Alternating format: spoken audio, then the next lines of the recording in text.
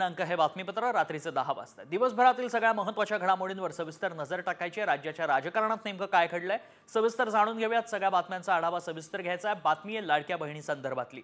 लाडकी बहीण योजनेमध्ये दररोज नवनवे खुलासे आता समोर येऊ लागले आणि त्यातच तब्बल 30 लाख बोगस लाडक्या बहिणींनी सरकारचे 3000 कोटी लुटल्याचं वृत्त समोर आलंय। हे प्रकरण नेमकं काय आणि त्यावरून कसा वाद पेटलाय पाहूया। राज्यात 30 लाख बोगस लाडक्या, सरकारच्या तिजोरीवर लाडकीचा डल्ला, सरकारवर गुन्हे दाखल करा विरोधकांची मागणी। महायुतीची महत्त्वाकांक्षी लाडकी बहीण योजनेवरून आता एक नवीन वाद समोर आलाय। राज्यात तब्बल 30 लाख लाडक्या बहिणींनी अपात्र असूनही या योजनेचा लाभ घेतल्याचा दावा एका वृत्तपत्रानं केलाय। काय आहे हा दावा पाहूयात। 2,46,00,000 लाडकींना दर महिन्याला 3700 कोटींचा हप्ता। राज्यात 2,39,00,000 लाडक्या दारिद्र्य रेषेखालील आहेत। शेतकरी सन्मान योजनेतील 26 लाखांपैकी बहुतांश महिलांना लाभ। 30 लाख लाडकींकडून 2 पेक्षा जास्त योजनांचा लाभ। 2 योजनांचा लाभ घेणं सरकारच्या अटींचं उल्लंघन। 30 लाख अपात्र लाडकींना 3,700 कोटींचा लाभ। राज्यात 30 लाख अपात्र लाडक्या बहिणींनी लाभ घेतल्याचं समोर आल्यानंतर विरोधकांनी थेट सरकारवरच FIR दाखल करण्याची मागणी केली। आम्ही लाडक्या बहिणीच्या योजनेचा फायदा देऊ असं राज्याच्या तत्कालीन मुख्यमंत्र्यांनी सांगितलेलं आहे। मग आमचा सवाल असा आहे की ते बोगस आहेत असं आता सरकार सांगत असेल तर मग सरकार याला दोषी आहे। सरकारने याच्यातल्या त्रुट्या आणि याचे सगळे नुकसान आणि राज्याच्या तिजोरीला लुटण्याचं काम हे सरकारच्या माध्यमातून झालेलं आहे आणि म्हणून सरकारवरच FIR झाला पाहिजे ही मागणी आमची आहे। एकीकडे राज्याच्या तिजोरीत 1,10,000 कोटींची तूट आहे, त्यामुळे सरकारनं योजनांच्या मूल्यांकनाचा निर्णय घेतलाय। त्यातच लाडकी बहीण योजनेचे आतापर्यंत 6 हप्ते देण्यात आले, तर 7व्या हप्त्याचं वाटप सुरू झालंय। सरकारनं लाडक्या बहिणींची पडताळणी सुरू केली। एवढंच नाही तर श्रीमंत लाडकींनी पैसे परत करण्याचं आवाहन देखील सरकारनं केलंय। मात्र आता तब्बल 30 लाख लाडक्यांनी 3,000 कोटी लुटल्याचं समोर आल्यानं सरकार या लाडक्यांकडून पैसे वसूल करणार का याकडे लक्ष लागलंय। ब्युरो रिपोर्ट, साम TV न्यूज। त्यामुळे लाडक्या बहिणींनो फटाफट आपलं बँक अकाउंट चेक करा, कारण राज्य सरकारनं आपला शब्द पाळलाय। जानेवारी महिन्याचे 1,500 रुपये लाडक्या बहिणींच्या खात्यात जमा झालेत। 1,10,00,000 लाभार्थी महिलांच्या खात्यात सन्मान निधी जमा झालाय, तर 26 जानेवारीपर्यंत सर्व लाभार्थ्यांच्या खात्यात निधी जमा होणार असल्याची माहिती मंत्री आदिती तटकरे यांनी दिली आहे। मुख्यमंत्री माझी लाडकी बहीण योजनेच्या जानेवारीच्या म्हणजेच 7व्या हप्त्याची रक्कम लाभार्थी महिलांच्या खात्यात जमा व्हायला सुरुवात झाली आहे। म्हणजेच आतापर्यंत एका लाभार्थी महिलेला 10,500 रुपयांची रक्कम मिळाली आहे। तर दुसरीकडे पात्र लाडक्या बहिणींची योजनेबाबत उपमुख्यमंत्री शिंदेंनी एक महत्त्वाची माहिती दिली आहे। शिंदे नेमकं लाडक्या बहिणीबाबत काय म्हणालेत, काय त्यांनी माहिती दिली आहे बघूया। लाडक्या बहिणी ज्या पात्र लाडक्या बहिणी आहेत, बिलकुल पात्र लाडक्या बहिणींची योजना कायम अशीच सुरू राहणार, त्यामध्ये कुठेही खंड पडणार नाही। वळत पुढच्या बातमीकडे। वाल्मिक कराडला जिल्हा रुग्णालयातून डिस्चार्ज देण्यात आलाय। उपचार पूर्ण झाल्यानं डॉक्टरांनी हा अहवाल दिलाय। जिल्हा कारागृहात आता वाल्मिकची रवानगी करण्यात आली आहे। महत्त्वाची आणि मोठी बातमी आपण पाहतोय। जिल्हा कारागृहात त्याची रवानगी करण्यात आली आहे। उपचार पूर्ण झालेत, त्यामुळे डॉक्टरांनी अहवाल दिला आणि त्याला सोडल्यात। मकोका अंतर्गत अटकेत असलेल्या वाल्मिक कराडची संपत्ती जप्त करण्यासाठीही आता हालचाली सुरू झाल्या आहेत। आकाच्या मालमत्तेचा डेटाच बाहेर काढण्यात आलाय। हा डेटा कुणी काढला आणि संपत्तीवर कोण टाच आणणार त्यावरचा एक रिपोर्ट। कराडच्या संपत्तीवर जप्ती येणार?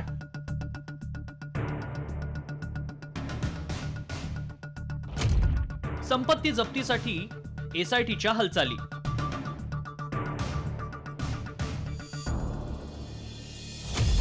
कराडमुळे मुंडेंच्या अडचणीही वाढणार?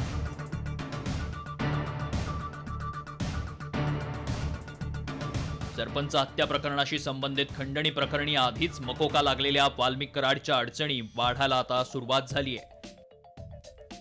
SITनं वाल्मिक कराडच्या संपत्तीवर टाच आणण्यासाठी हालचाली सुरू केल्या आहेत। त्यासाठी SITनं न्यायालयात अर्जही केलाय।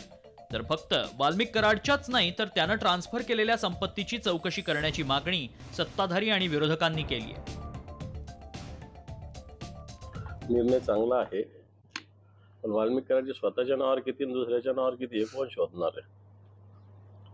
गुन्हा झाल्यानंतर वाल्मिक कराड जेवढ्या दिवस फरार होता त्या दिवसात या सगळ्या भागातली वेगवेगळ्या ठिकाणची किती मालमत्ता ट्रान्सफर झाली याचं मला असं वाटतं ईडीने तपास केला पाहिजे.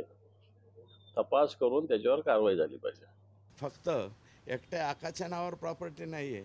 आका, बाका, चोका, तुका, सखा हे जे आहे अनेक लोक या सगळ्यांच्या नावावरती ह्या प्रॉपर्टीज आहेत.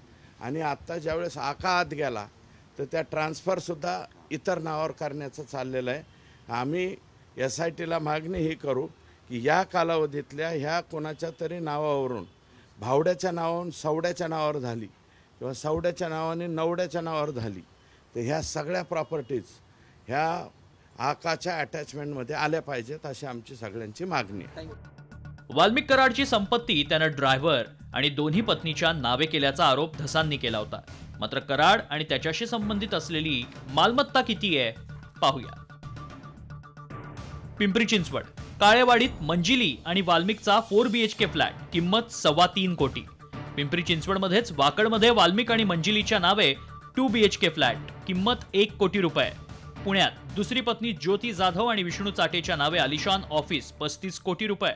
मगरपट्ट्यात ड्रायव्हरच्या नावे इमारतीचा मजला, अंदाजे किंमत 75 कोटी रुपये. हडपसर ज्योती जाधवच्या नावे 2 फ्लॅट्स, अंदाजे किंमत 3 कोटी रुपये. सिमरी पारगाव माजलगावचं सुदाम नरोडेच्या नावे 50 एकर जमीन. बार्शीतलं शेंद्री ज्योती जाधवच्या नावे 50 एकर जमीन. सिमरी पारगाव मधल्याच मनीषा नरोडेच्या नावे 10 ते 12 एकर जमीन. सिमरी पारगावात वॉचमॅन योगेश काकडेच्या नावे 15 ते 20 एकर जमीन. दिघोळ जामखेड ज्योती जाधवच्या नावे 15 ते 20 एकर जमीन. बीड 50 एकर, बार्शी 45, सोनपेठ 50 एकर जमीन. कराडशी संबंधित महिलेच्या नावे लातूर टेंभुर्णी महामार्गावर 5.25 एकर जमीन. केज, परळी आणि बीडमध्ये 4 ते 5 वाईन शॉप. मुख्यमंत्री देवेंद्र फडणवीसांनी यापूर्वीच सरपंच हत्या प्रकरणातील आरोपींची संपत्ती जप्त करण्याचे आदेश दिले, तर धसांनी कराडशी संबंधितांच्या संपत्तीवरही टाच आणण्याची मागणी केली आहे. दुसरीकडे दमानी यांच्या दाव्यानुसार कराड आणि धनंजय मुंडे यांची कंपन्यांमध्ये भागीदारी असल्याचं म्हटलंय. त्यामुळे कराडची संपत्ती जप्त झाल्यास धनंजय मुंडे अडचणीत येणार का याकडे आता लक्ष लागलंय. ब्युरो रिपोर्ट, साम TV. तर इकडे सरपंच हत्या प्रकरणी CIDनं चौकशीसाठी बोलावलेल्या बालाजी तांदळेचा व्हिडिओ आता समोर येतोय. सरपंच हत्या प्रकरणातील आरोपी विष्णू चाटे आणि सुदर्शन घुलेसाठी तांदळेनं ब्लँकेट खरेदी केल्याचा आरोप आहे. बालाजी तांदळे हा वाल्मिक कराडचा साथीदार आहे. या व्हिडिओमध्ये बालाजी तांदळे ब्लँकेट खरेदी करत असल्याचं CCTV मध्ये दिसतंय. गेवराई शहरातील एका दुकानातून हे ब्लँकेट खरेदी करण्यात आलं असून सरपंच देशमुखांच्या आरोपींना हे ब्लँकेट खरेदी करून दिल्याचा आरोप होतोय.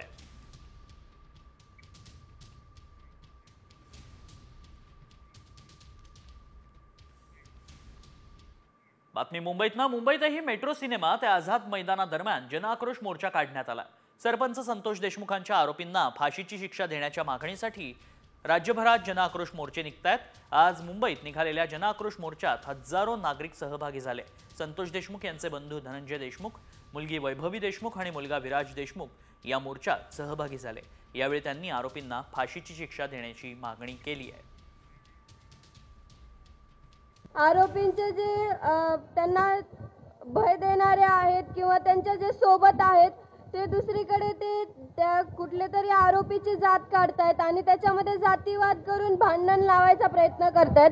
त्यांना माझी एकच विनंती आहे, ज्यांनी माझ्या वडिलांची हत्या केली आहे त्या लोकांमध्ये तुम्ही गुंड न बघता त्यांच्यामध्ये जातीवाद कशामुळे बघतायत? माझ्या वडिलांची जी क्रूरपणे हत्या केली आहे, त्यांच्यावर जो अन्याय झालाय, त्यांचे जे आरोपी आहेत त्यांना कठोरात कठोर शिक्षा ही झालीच पाहिजे. सरपंच हत्येविरोधात मुंबईतील आझाद मैदानात आज जनआक्रोश मोर्चा काढण्यात आला. मात्र या मोर्चाकडे सुरेश धस यांनी मात्र पाठ फिरवली आहे. मुंबईत असूनही धस यांनी मोर्चाला दांडी मारली. यामुळे जनआक्रोश मोर्चात फूट पडली आहे का असा सवाल उपस्थित झालाय.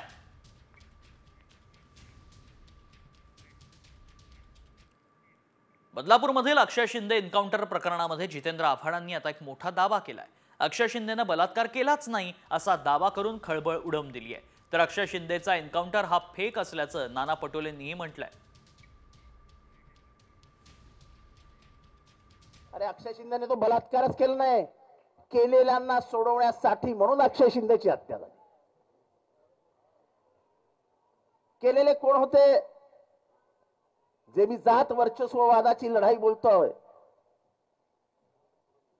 केलेले कोण होते? अचानक अक्षय शिंदे मिळाल्यानंतर ते कसे काय हजर होतात? ह्याच्यातला सर्वात मोठी गोष्ट असते की माणसाची मेमरी शॉर्ट आहे, ते लवकर विसरून जातील. या एकाच गेम वरती गव्हर्नमेंट खेळत असतं. आणि उच्च न्यायालयाने सांगितलं की अक्षय शिंदेचं फेक एन्काउंटर केलं गेलेलं आहे आणि हा फेक एन्काउंटर करणारे जे अधिकारी आहेत त्यांची आणि ज्यांनी यांना आदेश दिले त्यांची तपासणी व्हावी, अशा पद्धतीची भूमिका आम्ही 2 दिवसाच्या पहिलेच मी मांडलेली आहे. भाजपच्या नेत्यांवर टीका केली म्हणून एकनाथ शिंदेंना उत्तर देण्याची गरज नाही. एक दिवस एकनाथ शिंदेंनाही जमाल गोटाच मिळणार आहे अशी टीका संजय राऊतांनी आता केली आहे. अमित शहा हे भाजपचे नेते आहेत. भाजपच्या नेत्यांवर टीका केली जे महाराष्ट्र लुटत आहेत म्हणून एकनाथ शिंदे जे स्वतःला शिवसेनेचे नेते समजतात त्यांना उत्तर द्यायची गरज नाही ना. बघूया जमाल गोटा ते नक्की कोणाला देत आहेत. एक दिवस हा जमाल गोटा एकनाथ शिंदे नाही मिळणार आहे. या जमाल गोट्याच्या गोष्टी आम्हाला सांगू नका. तुम्हाला ईडीचा जमाल गोटा अमित शहाने दिला म्हणून तुम्ही पक्षातनं फुटलात. जमाल गोटा काय असतो? ईडी आणि सीबीआय आमच्याकडे आला उद्या 2 तासासाठी, आम्ही या सगळ्यांना जमाल गोटे देऊ आणि 72 तास संडासात बसवू. पुढच्या बातमीकडे काँग्रेसचे नेते विजय वडेट्टीवारांनी स्वतःचा उपमुख्यमंत्री पदाचा प्रस्ताव हा एकनाथ शिंदेंकडे आणला होता असा मोठा गौप्यस्फोट मंत्री उदय सामंतांनी केलाय. काही दिवसांपूर्वी शिवसेनेत नवीन उदय होईल असा दावा काँग्रेसचे ज्येष्ठ नेते विजय वडेट्टीवारांनी केला होता. त्यांनी प्रस्ताव एकनाथ शिंदे साहेबांकडे देखील आणलेला होता स्वतःचा. आता कदाचित त्यांना असं वाटत असेल की मी आडकाठी त्यावेळी बनलो असेल, मग आता कोणाची बदनामी करायची तर उदय सामंतची बदनामी करायची. त्याच्यामुळे त्यांना कोणामार्फत फोन गेला होता, कोण त्यांच्याशी बोललं होतं, ही माझ्याकडे जेवढी इतंभूत माहिती आहे तेवढी कोणाकडे नाही. परंतु मी परवा देखील सांगितलं मी काही पॉलिटिकल एथिक्स पाळतो, निर्बंध पाळतो, त्याच्यामुळे ह्या गोष्टी झालेल्या मी सोडून देतो. पण माझ्या नावावर शंका उपस्थित करून ज्यांचा स्वतःचा अस्त झाला आहे त्यांनी स्वतःचा उदय करून घेऊ नये. वळत पुढच्या बातमीकडे छावा सिनेमाच्या वादात आता राज्य सरकारनंही उडी घेतली आहे. छावा चित्रपट तज्ज्ञ आणि जाणकारांनाच दाखवल्याशिवाय प्रदर्शित करू नये असं मराठी भाषा मंत्री उदय सामंतांनी म्हटलंय. नेमका का वाद उफाळलाय जाणून घेऊ. छावाच्या वादात सरकारची उडी. तज्ज्ञांना दाखवल्याशिवाय प्रदर्शन नाही. आक्षेपार्ह भाग काढून टाकण्याची भूमिका. अभिनेता विकी कौशल आणि पुष्पा फेम अभिनेत्री रश्मिका मंदाना यांचा बहुप्रतीक्षित छावा चित्रपटाचा ट्रेलर आला आणि वाद सुरू झाला.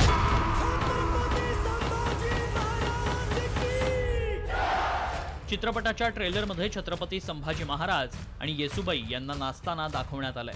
लेझिम खेळताना दाखवलेल्या या सीनवर शिवप्रेमींनी तीव्र आक्षेप नोंदवलाय. हा संभाजी महाराजांचा अपमान असल्याचं म्हणत शिवप्रेमींनी सिनेमा प्रदर्शित होऊ देणार नाही अशी भूमिका जाहीर केली आहे. छावा चित्रपटामध्ये छत्रपतींना नाचवताना दाखवणं हा छत्रपतींचा अवमान आहे हे दिग्दर्शकाला कळत नाही का? दिग्दर्शकाचं, निर्मात्याचं किंवा कलाकारांचं डोकं फिरलंय का? संभाजी राजे लेझिम खेळताना नाचतात हे कुठल्या पुस्तकातून घेतलंय? यानंतर आता सरकारनंही वादात उडी घेऊन छावा चित्रपट तज्ज्ञ आणि जाणकारांना दाखवल्याशिवाय प्रदर्शित करू नये अशी भूमिका जाहीर केली आहे. अनेकांनी त्याच्यावर शंका उपस्थित केलेली आहे की त्याच्यामध्ये काहीतरी आक्षेप असणारं आहे. तज्ज्ञांनी तो पिक्चर बघावा. खरोखरच त्याच्यामध्ये आक्षेप असेल तर त्या निर्मात्याने आणि दिग्दर्शकांनी काय असेल तो निर्णय घ्यावा. पण छावाच नव्हे तर यापूर्वीही अनेक ऐतिहासिक सिनेमातील दृश्यांवरून वाद पेटले होते. पाहुयात कुठले चित्रपट होते ते. The legend of Bhagat Singh 2002 काही दृश्यांवर आक्षेप घेण्यात आला होता. जोधा अकबर 2008 राजस्थान, उत्तर प्रदेश, हरियाणा, उत्तराखंडमध्ये बंदी आणण्यात आली होती. बाजीराव मस्तानी 2015 बाजीराव आणि मस्तानी या दोघांच्या वंशजांनी चित्रपटावर आक्षेप नोंदवला होता. मोहेंजोदारो 2016 हडप्पा संस्कृतीशी संबंधित इतिहास आणि तथ्यांशी विसंगती करण्याचा प्रयत्न केल्याचा आरोप. पद्मावत 2018 करणी सेनेनं आक्षेप नोंदवला होता. प्रचंड विरोधानंतर पद्मावतीवरून चित्रपटाचं नाव बदलावं लागलं. Tanhaji the unsung warrior 2020 trailer आणि दृश्यांवर संभाजी ब्रिगेडनं आक्षेप घेतला होता. एकूणच सिनेमा बनवताना अभिव्यक्ती स्वातंत्र्य घेण्याच्या नावाखाली इतिहासाची मोडतोड केली गेल्याचा इतिहास आहे. छत्रपती संभाजी महाराजांच्या जीवनावर आधारित छावा चित्रपटही याला अपवाद ठरलेला नाही. ब्युरो रिपोर्ट, साम टीव्ही.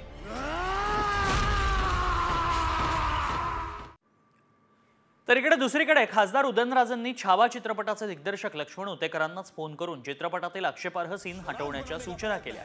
यावेळी सीन हटवू अशी ग्वाही दिग्दर्शकांनी उदयनराजेंना दिल्याची माहिती देखील मिळते.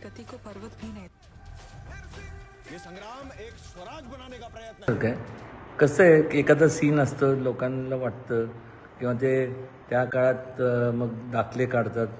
जे दाखले असतील ते ज्या अनुषंगाने हे आपल्याला वाटतंय हे नको ते नको, एखादा 2 सीन तेवढं असेल तेवढं डिलीट केलं की मग. पण हा लवकरात लवकर तरुणांच्या करता खास करून म्हणजे हा प्रदर्शित व्हावा, जेणेकरून त्यांना पण कळायला पाहिजे ना. हे पुढची बातमी. केंद्र सरकारकडून पद्म पुरस्कारांची घोषणा करण्यात आली आहे. साहित्यिक मारुती चित्तमपल्ली यांचा पद्मश्री पुरस्कारानं सन्मान करण्यात आला. तर सामाजिक क्षेत्रात काम करणाऱ्या धुळ्याच्या चैत्राम पवार यांचाही पद्मश्री पुरस्कारानं गौरव करण्यात आलाय. मेडिसिन होमिओपॅथीमध्ये काम करणाऱ्या विलास डांगरे यांनाही पद्मश्री पुरस्कार देण्यात आलाय. विलास डांगरे हे नागपूरमध्ये मागच्या 50 वर्षांपासून काम करत आहेत. तर प्रसिद्ध सुलेखनकार अच्युत पालव, ज्येष्ठ चित्रकार वासुदेव कामत आणि ज्येष्ठ अभिनेते अशोक सराफ यांनाही पद्मश्री पुरस्कार जाहीर झालाय.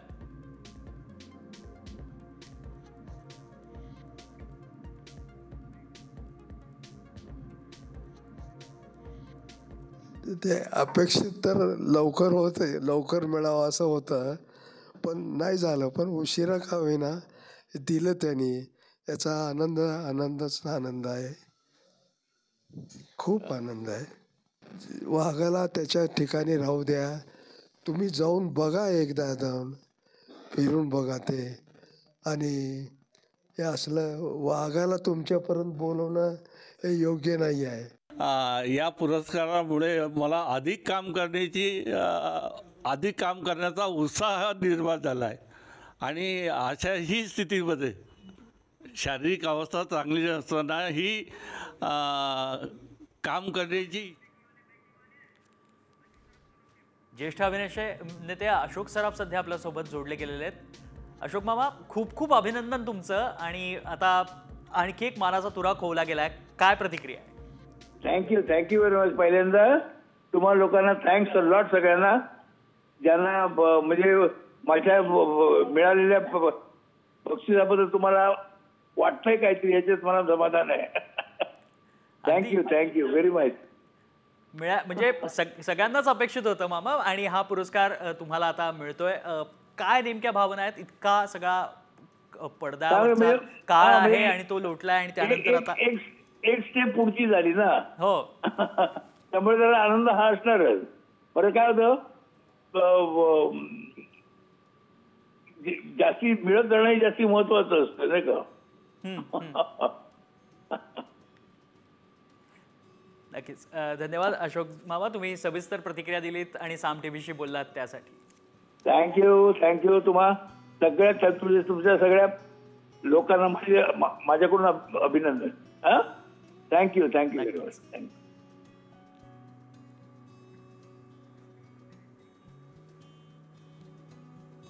चला, ग्राफिक्सच्या माध्यमातून एक नजर. राज्यातील पद्म पुरस्कार: मारुती चित्तमपल्ली, ज्येष्ठ साहित्यिक, वन्यजीव संवर्धक चैत्राम पवार, होमिओपॅथिक चिकित्सक डॉक्टर विलास डांगरे,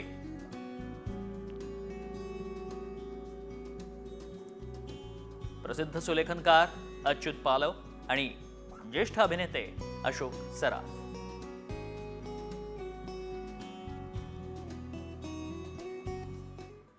माजी मुख्यमंत्री मनोहर जोशींना देखील मरणोत्तर पद्मभूषण पुरस्कार जाहीर करण्यात आलाय. पद्म पुरस्काराची केंद्र सरकारनं घोषणा केली. यामध्ये गझल गायक पंकज उधास आणि यांच्यासह मनोहर जोशी यांना मरणोत्तर पद्मभूषण पुरस्कार देण्यात आलाय.